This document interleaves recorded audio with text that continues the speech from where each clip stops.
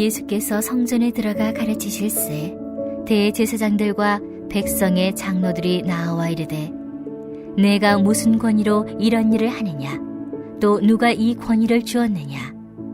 예수께서 대답하시되 나도 한 말을 너희에게 물으리니 너희가 대답하면 나도 무슨 권위로 이런 일을 하는지 이르리라. 요한의 세례가 어디로부터 왔느냐 하늘로부터냐 사람으로부터냐. 그들이 서로 의논하여 이르되 만일 하늘로부터라 하면 어찌하여 그를 믿지 아니하였느냐 할 것이요 만일 사람으로부터라 하면 모든 사람이 요한을 선지자로 여기니 백성이 무섭다 하여 예수께 대답하여 이르되 우리가 알지 못하노라 하니 예수께서 이르시되 나도 무슨 권위로 이런 일을 하는지 너희에게 이르지 아니하리라. 그러나 너희 생각에는 어떠하냐. 어떤 사람에게 두 아들이 있는데 맏아들에게 가서 이르되 예 오늘 포도원에 가서 일하라 하니 대답하여 이르되 아버지 가겠나이다 하더니 가지 아니하고 둘째 아들에게 가서 또 그와 같이 말하니 대답하여 이르되 실소이다 하였다가 그 후에 뉘우치고 갔으니 그 둘 중에 누가 아버지 뜻대로 하였느냐. 이르되 둘째 아들이니이다. 예수께서 그들에게 이르시되 내가 진실로 너희에게 이르노니 세리들과 창녀들이 너희보다 먼저 하나님의 나라에 들어가리라. 요한이 의의 도로 너희에게 왔거늘 너희는 그를 믿지 아니하였으되 세리와 창녀는 믿었으며 너희는 이것을 보고도 끝내 뉘우쳐 믿지 아니하였도다. 아멘. 사랑하고 존경하는 전주 안디옥 교회 믿음의 공동체 성도님 여러분, 날마다 말씀과 기도로 큐티하는 삶 가운데 하나님의 사랑과 은혜가 넘쳐나매 감사함으로 나아가는 저와 여러분 되시길 소망하며 축복합니다. 할렐루야. 오늘 본문 말씀은 고난주간 셋째 날인 화요일에 일어난 사건입니다. 셋째 날은 논쟁과 비유의 날 또는 변론의 날로 불리웁니다. 성전을 깨끗게 하신 예수님께서 이제 성전 안뜰로 들어가셔서 사람들을 가르치십니다. 이날 예수님께서는 찾아온 대제사장들, 장로들, 바리새인들과 논쟁을 하셨습니다. 그 첫 번째 논쟁이 바로 오늘 권위에 대한 논쟁, 오늘 본문 말씀입니다. 대제사장과 장로들이 예수님께 나와서 질문합니다. 무슨 권위로 이런 일을 하며 누가 이런 권위를 주었느냐? 라고 말입니다. 이 질문은 예수님께는 권위가 없는데 권위 있는 사람처럼 행동한다 라고 따지는 것이죠. 실제로 우리 주님은 예루살렘에서 말씀을 배우고 익히신 적이 없습니다. 그들의 관점에서 보면 예수님은 아무 자격증도 없는 사람이었습니다. 그런데 예수님께서 그들이 예상치 못한 반격을 하십니다. 오히려 질문으로 대응하신 것이죠. 되묻기 논쟁법입니다. 이 방법은 당시 유대인들의 논쟁에서 흔히 사용되는 방법이었습니다. 상대의 논증을 역이용하여 허를 찌르는 논쟁 방식입니다. 이 되묻기 논쟁법을 사용하신 예수님의 그 질문은 어떤 질문이었나요? 마태복음 21장 25절 전반절 말씀입니다. 요한의 세례가 어디서부터 왔느냐? 하늘로부터냐? 사람으로부터냐? 아멘. 예수님 당시 유대인들에게 하늘은 곧 하나님을 의미하였습니다. 예수님의 이 질문은 곧 요한의 권위가 하나님으로부터 온 것이냐 아니면 사람으로부터 온 것이냐 라고 물으시는 것입니다. 이 질문에 그들은 서로 의논하고 이미 그 정답을 알고 있지만 모른다고 시치미를 뗍니다. 요한의 세례가 어디서부터 왔느냐? 어디로부터 왔느냐? 하늘로부터냐? 사람으로부터냐? 본문 말씀을 묵상하는 중에 이 말씀이 계속해서 제 가슴에 와서 부딪혀 닿았습니다. 그리고 제 자신에게 되묻게 되었습니다. 과연 나는 예수님께서 지금 내 앞에 나타나셔서 나에게 요한의 세례가 어디서부터 왔냐고 물으신다면 나는 하늘로부터 왔습니다라고 당당하게 고백할 수 있을까 하는 질문이었어요. 사랑하는 여러분, 여러분은 어떠신가요? 주님께서 지금 이 자리에 나타나셔서 물으신다면 요한의 세례가 하늘로부터 온 것임을 자신 있게 대답할 수 있으신가요? 요한의 세례에 대한 인정은 예수님의 권위에 대한 인정으로 연결됩니다. 그리스도인은 하나님께로부터 오는 주 예수님의 권위를 인정하는 삶을 살아야 합니다. 오늘 말씀을 통하여 요한의 세례가 하늘로부터 왔다면, 그 권위가 하나님께 있다면 예수님의 권위를 인정하는 그 삶은 어떤 삶인지, 그리고 어떻게 우리는 이 땅 가운데서 예수님의 권위를 인정하는 그 삶을 살아갈 수 있는지 은혜를 나누고자 합니다. 먼저 우리는 요한의 세례가 의미하는 것이 무엇인지 확인해 보아야 합니다. 마태복음 3장을 보면 요한이 천국을 전파합니다. 평행 본문인 마가, 누가, 요한복음에는 직접적인 선포 말씀이 없지만 마태복음에서는 회개하라, 천국이 가까이 왔느니라 라고 선포합니다. 세례 요한은 그렇게 회개하라고 외치며 선지자 이사야의 예언대로 광야에 외치는 소리가 되어 주 예수님이 오실 길을 곧게 예비하였습니다. 이때 사람들이 예루살렘과 온 유대와 요단강 사방에서 다 그에게 나왔다고 성경은 증언합니다. 마태복음 3장 5절로 6절 말씀입니다. 이때 예루살렘과 온 유대와 요단강 사방에서 다 그에게 나와 자기들의 죄를 자복하고 요단강에서 그에게 세례를 받더니. 아멘. 사람들이 세례 요한에게 나와 세례를 받았다고 성경은 증언합니다. 회개하고 죄를 자복한 후 요단강에서 세례, 침례를 받은 것입니다. 여러분, 이 세례의 의미는 무엇인가요?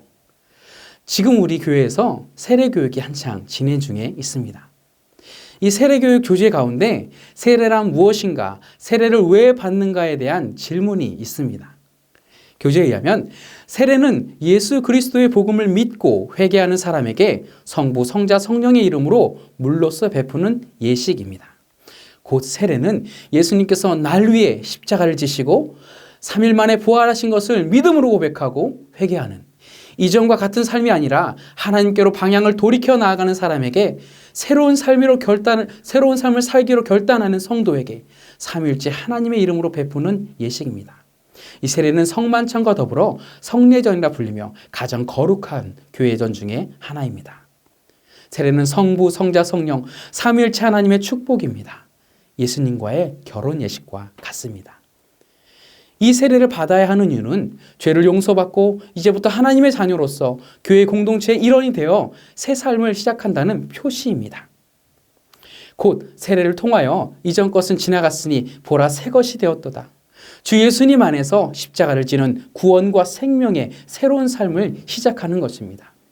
지금까지 내 생각과 내 마음대로 살아왔던, 하나님 보시기에 죄악된 삶에서 돌이켜서 이제는 내가 사는 것이 아니요 내 안에 그리스도께서 사시는 그 삶으로 내 가치관과 목적과 방향이 변화된 삶, 세상과 구별된 삶을 살겠다는 결단의 표시이기 때문입니다. 이렇게 세례를 받는 사람들은, 성도들은 어떤 삶을 살아야 할까요? 이 삶이 곧 요한의 세례가 하늘로부터 온 것임을 인정하는 삶입니다. 이 삶이 곧 예수님의 권위를 인정하는 삶입니다. 그 삶은 어떤 삶일까요? 그 삶은 바로 회개에 합당한 열매를 맺는 삶입니다. 어떤 삶이라고요? 네, 회개에 합당한 열매를 맺는 삶입니다. 세례 요한은 죄를 회개하며 세례를 받는 성도들에게 강권합니다. 세례를 받으러 오는 외식하는 바리새인들과 사두개인들을 강하게 책망하며 요구합니다. 누가복음 3장 8절로 9절에서 말씀합니다. 그러므로 회개에 합당한 열매를 맺고 속으로 아브라함이 우리 조상이라 말하지 말라. 내가 너희에게 이르노니 하나님이 능히 이 돌들로도 아브라함의 자손이 되게 하시리라. 이미 도끼가 나무 뿌리에 놓였으니 좋은 열매 맺지 아니하는 나무마다 찍혀 불에 던져지리라. 아멘. 세례 요한은 강하게 선포합니다. 이미 도끼가 나무 뿌리에 놓였으니 좋은 열매 맺지 아니하는 나무마다 찍혀 불에 던져지리라. 아주 무서운 말씀입니다. 소스라치게 오싹한 말씀입니다. 회개에 합당한 열매를 맺지 못한다면 지옥불에 던져질 수밖에 없다고 선포합니다. 누가복음 3장 가운데 무리들이 세례 요한에게 물으며 나옵니다. 어떻게 하면 회개에 합당한 열매를 맺는 삶을 살아갈 수 있느냐라고 말입니다. 세례 요한은 옷 2벌 있는 사람은 옷이 없는 사람에게 나눠주라고 일러줍니다. 먹을 것도 그와 같이 나누라고 일러줍니다.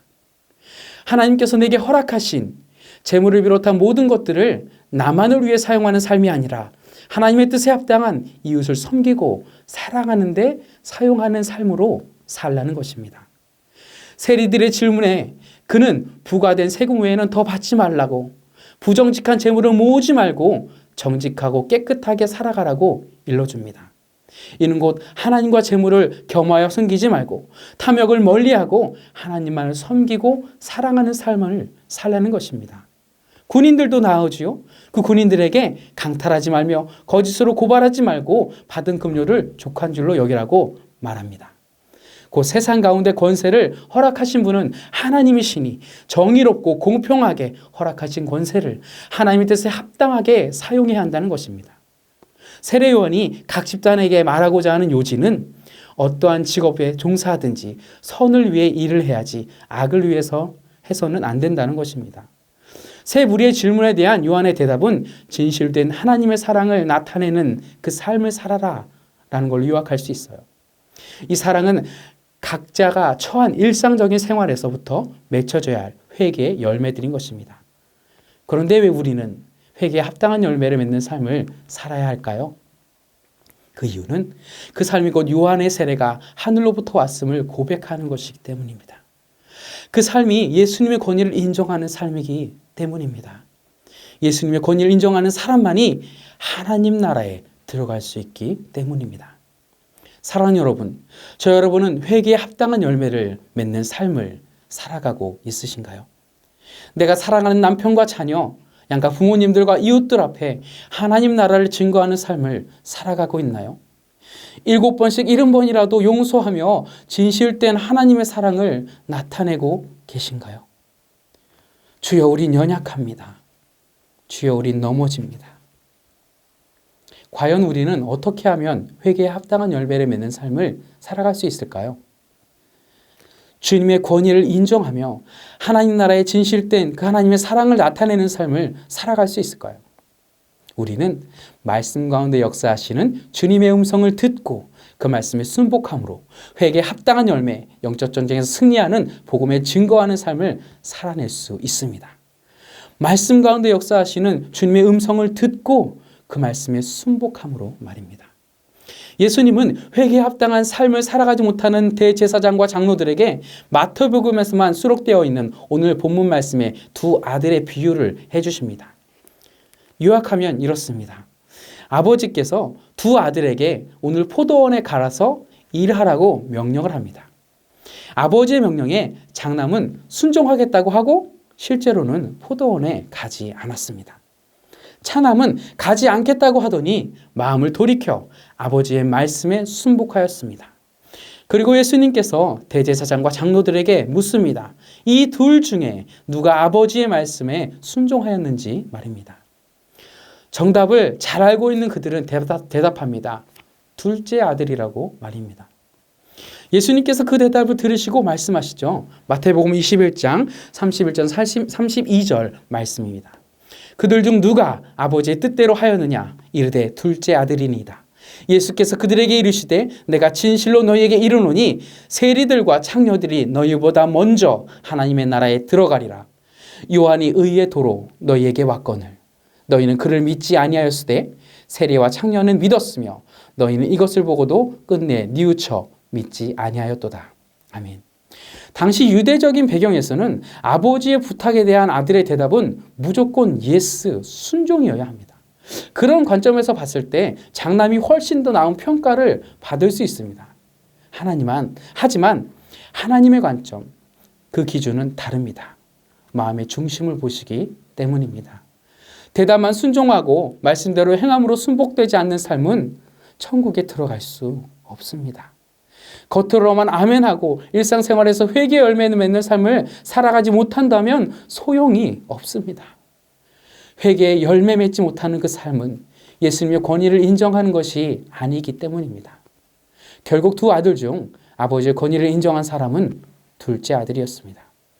차남이 택했던 방법은 비록 이전에는 아버지의 생각과 말씀에 반하는 삶을 살았지만 이제 돌이켜 아버지의 말씀에 순복하는 삶으로 하나님 나라에 들어가는 아버지의 품 안에 거하는 진실된 축복을 경험하게 되었습니다.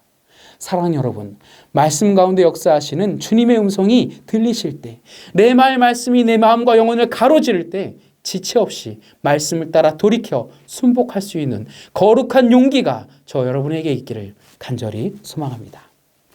사랑하고 존경하는 전주안디옥교회 믿음의 공동체 성도님 여러분, 그리스도인은 하나님께로부터 오는 주 예수님의 권위를 인정하는 삶을 살아가는 사람들입니다. 회개에 합당한 열매를 맺는 삶으로 진실된 하나님의 사랑을 일상생활 가운데 나타내는 존귀한 삶을 살아내는 우리가 되길 소망합니다. 오늘도 말씀 가운데 역사하시는 주님의 음성을 듣고 그 말씀에 순복함으로 주 예수님의 권위를 인정하는 삶, 하나님 나라에 합당한 성도의 삶을 살아내는 저 여러분 되시기를 간절히 소망합니다. 지금 우리는 사순절기를 살아가고 있어요. 예수님의 순환과 죽음 그리고 부활을 기억하며 부활절 40일간의 경건하게 지내는 이 사순절 기간 동안 한 번 더, 아니 시시로 나에게 질문하며 말씀 가운데 역사하시는 주님의 음성에 순복하며 두렵과 떨림으로 구원을 이뤄가는 저 여러분 되시기를 소망하며 주 예수님의 이름으로 축복합니다. 사랑하는 여러분, 저와 여러분에게 요한의 세례가 하늘로부터 온 주님의 권위입니까? 이 시간 말씀을 기억하며 기도의 제목 붙들고 합심하여 기도하며 나아가길 소망합니다. 첫째, 진실된 하나님의 사랑을 일상생활 가운데 나타내는 삶, 회개에 합당한 열매를 맺는 삶으로 예수님의 권위를 인정하며 하나님 나라를 누리고 나누는 복된 삶을 살아가게 하옵소서. 아멘. 두 번째, 코로나 확산 방지를 위해 수고하고 애쓰는 의료진들과 공무원들에게 지혜와 힘을 더하여 주옵소서. 또한 땅끝까지 복음을 증거하며 선교의 사명을 감당하고 계시는 선교사님들과 농곤천 미자립교회 목사님들에게 위로와 은혜를 더하여 주옵소서. 함께 간절한 마음으로 합심하여 기도하며 나아갑니다.